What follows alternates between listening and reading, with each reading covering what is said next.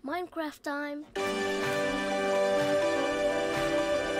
Nu, serios acum, vă mulțumesc foarte mult pentru 60 de abonați pe YouTube și pentru asta am decis să încep o serie de Minecraft Survival pentru voi.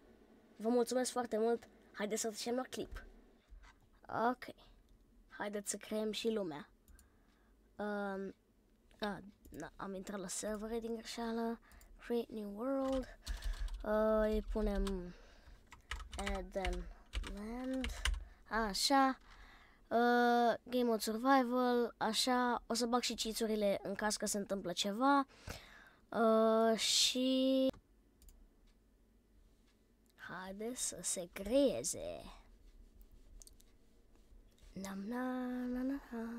Haide, repede. Yee! Ok. Și bun. Începem. Perfect. Hai să mergem, of course, la copac.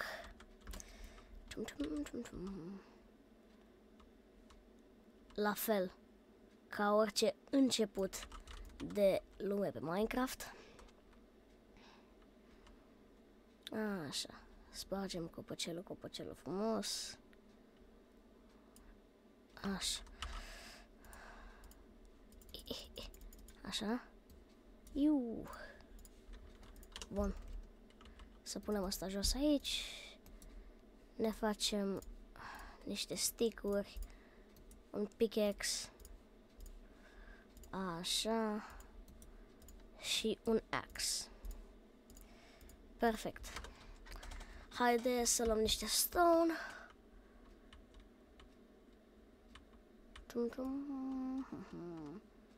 Oh, cât de relaxant e Minecraft. Așa. Am luat 4 stone, adică cobblestone, da, ați înțeles voi. Haideți să ne facem un cobblestone pickaxe. Adică stone pickaxe. Și hai să vedem dacă găsim niște iron ca să evoluăm destul de repede. Dar întâi aș vrea să iau niște coal ca să-mi fac și o torță două, să văd dacă nu o să mor în întuneric pe acolo. Așa. Spargem coalul ăsta de aici. Să ne facem o torță două și după aia vedem dacă putem să găsim iron. Revin cu cele două torțe. Așa, n-au fost chiar o torță două, au fost o torță 8, dar nu mai contează. Trebuie să găsim și o cale solidă de a lua mâncare destul de rapid, fiindcă chiar avem nevoie de ea. Și, din păcate, uite și niște iron care se ascundea în spatele meu aici. Nu te-am văzut pe tine. Așa. Am crezut că e doar un bloc când l-am văzut așa, dar uitați că e mult mai mult de atât. Așa. Și nu fac speedrun, chiar dacă pare că mă grăbesc. Nu mă grăbesc absolut deloc. Doar așa e când încep eu o lume nouă de Minecraft. Mă rog. Aici. Și haide să facem... Nu-mi spune că... Cât de satisfăcător a fost asta. A fost perfect. Am avut exact câte blocuri aveam nevoie. Așa, așteptăm să se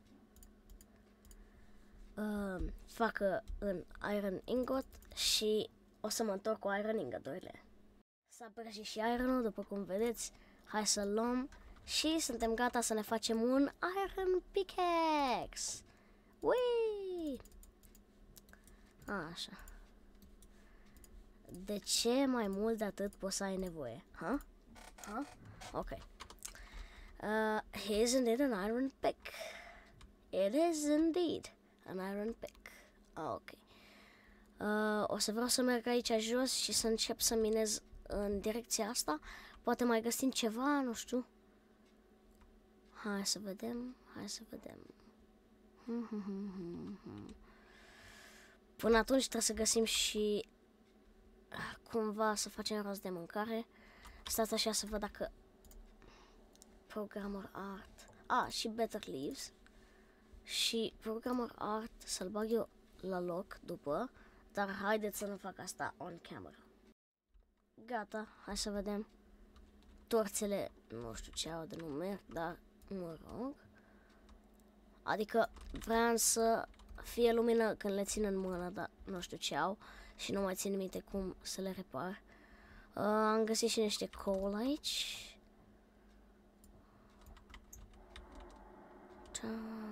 Hai să vedem.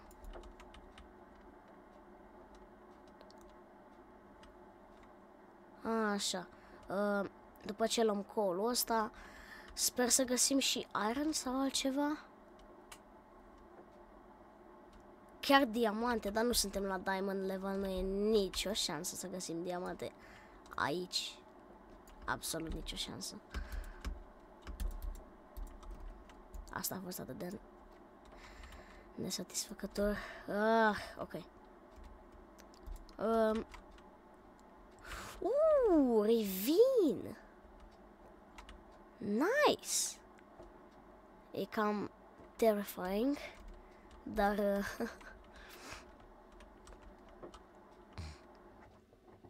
God damn it. Dacă găsim diamante jos acolo, o să fiu așa de uimit. Oh, ok. Ok. Oh, nu. Nu astăzi. Ok.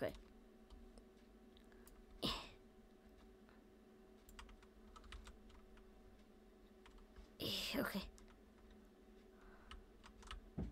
Aolo. Mamă, e gigantic, dude. Ce e ăsta? Ce e rivinul ăsta? Oh my god. Ok. Poate găsim și diamante din prim. What? Tocmai am găsit cumva diamante din primul episod. Bine, e un vein de un singur diamant, dar, dude, sunt diamante în primul episod. What? Ce e asta? Ce-i jocul ăsta, dude? Și ca să pot să-mi fac și un compass, să iau și un pic de redstone și să vedem ce putem găsi pe aici. Sper să nu pierd tot în lava. Mereu mi-a fost frică de lavă în Minecraft. Mi-a stricat foarte multe zile bune. Zile în care am stat să minez ore întregi și am pierdut totul în aproximativ 2 secunde. Dar asta e, n-ai ce să faci. Ui, ok. Așa. Luăm tot ironul posibil de aici, fiindcă vreau să-mi fac un anvil și să începem să construim o căsuță și să facem o fermă, fiindcă avem nevoie uriașă de fermă. Oh, ce era să cadă în lava asta, ia lasă-mă tu în pace, că mă sperii de moarte. Așa. Așa. Ajung. Ok.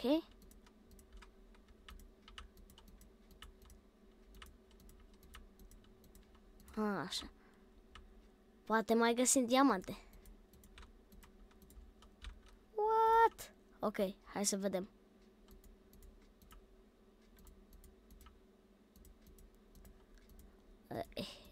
Ok. Nu o să iau tot redstone-ul ăsta, dar coal-ul merită să-l iau. Haideți, nu. Chiar merită. Să țin minte că am venit din direcția aia, că dacă nu țin minte, nașpa.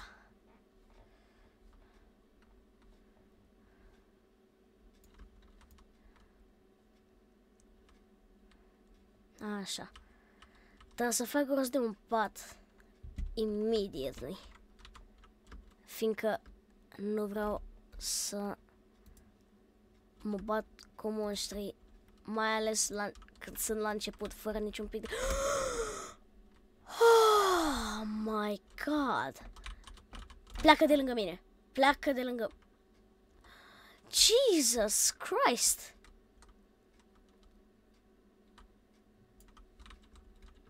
Da. Oh my god. Dude. What? Oh, come on. Ok.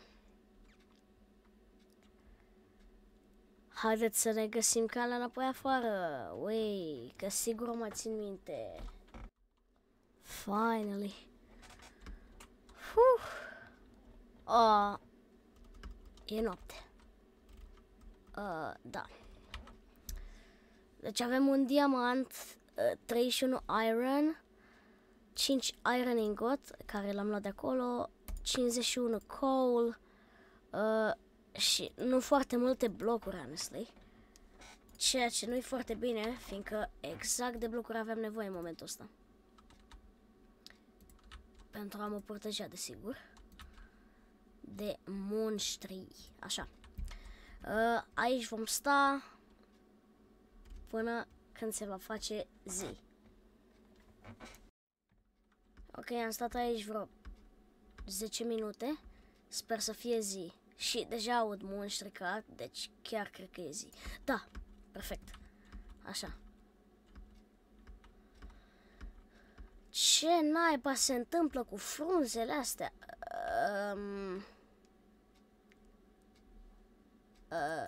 Cred că o să trăim cu asta pentru un episod.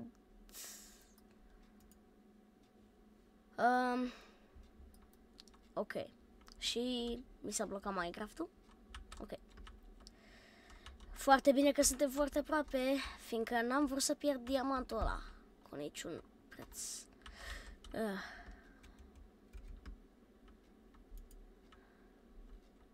Creeper stupid, dude. De ce nu ard și ei? Nu! Sau crafting table-ul și practic am luat-o de la zero în momentul ăsta. Adică nu chiar, dar practic am luat-o de la zero în momentul ăsta.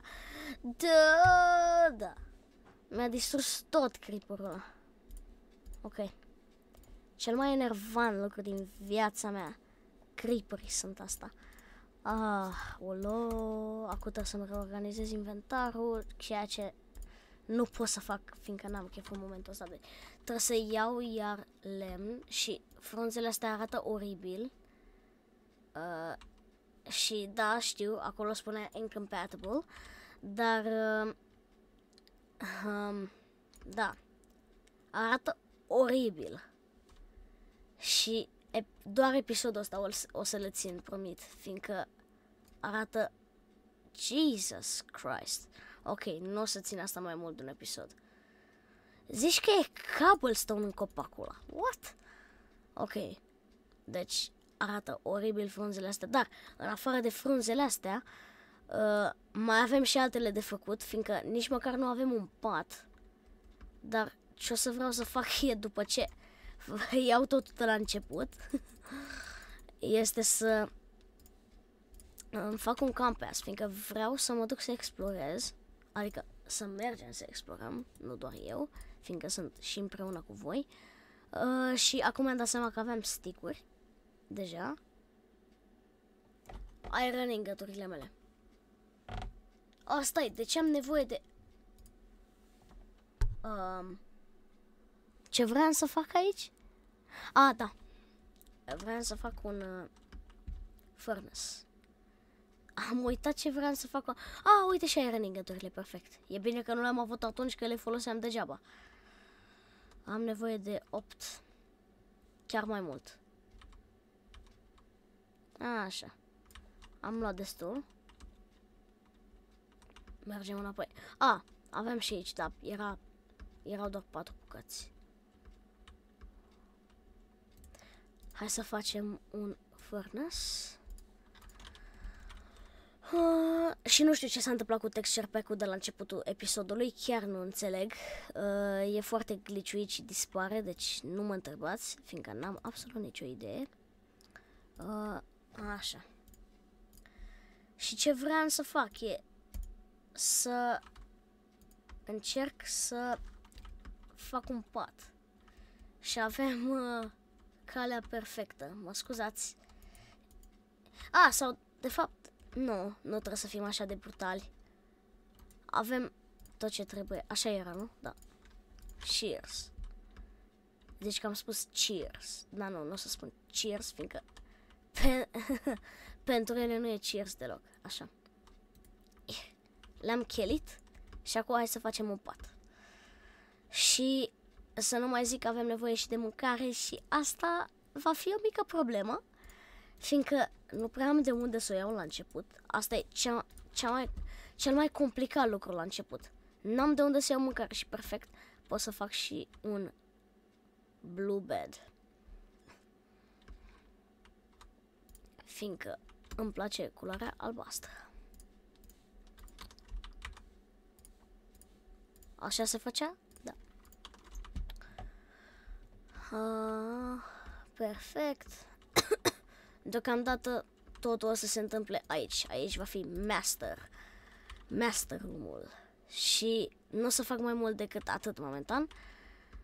Aici o să repar. Come on, man.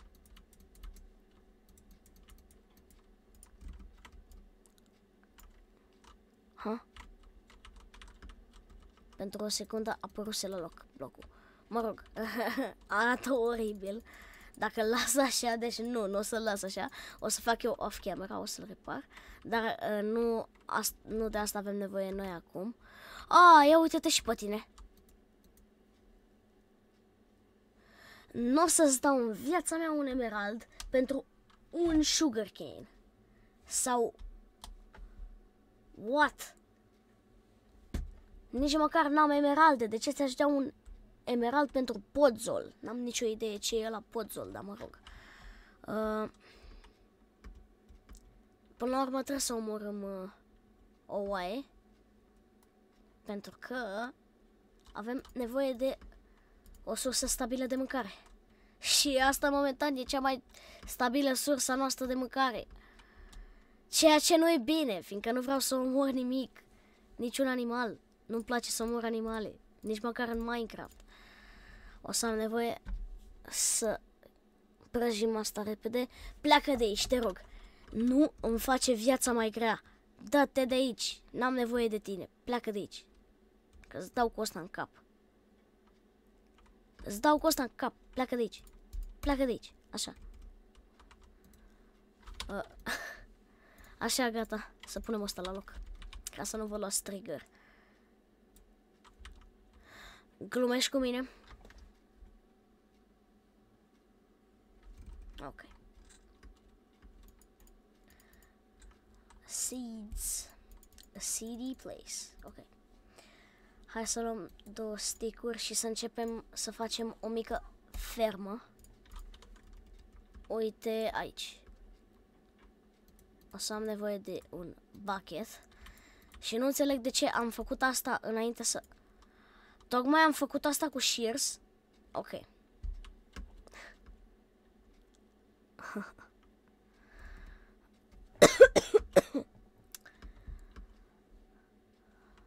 Mereu când văd copacii ăștia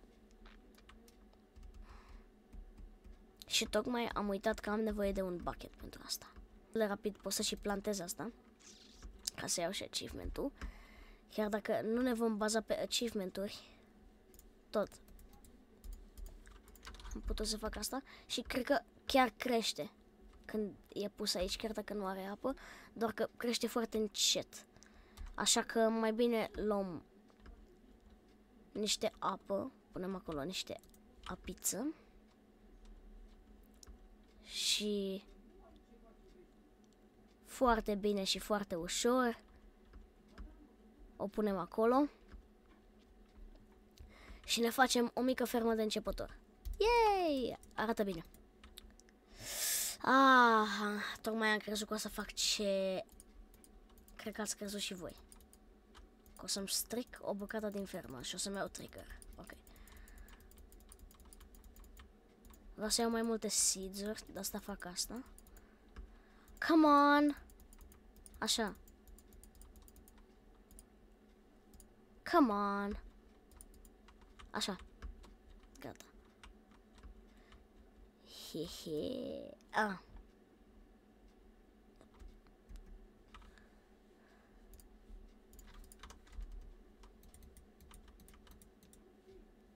perfect am avut. Aia a fost satisfăcător rău de tot. Ok. Cred că cam atât pentru acest episod. Am făcut destul de mult progres, fiindcă, da, avem un diamant din primul episod în inventar. Așa, vă mulțumesc foarte mult pentru că v-ați uitat la acest clip. Salutare!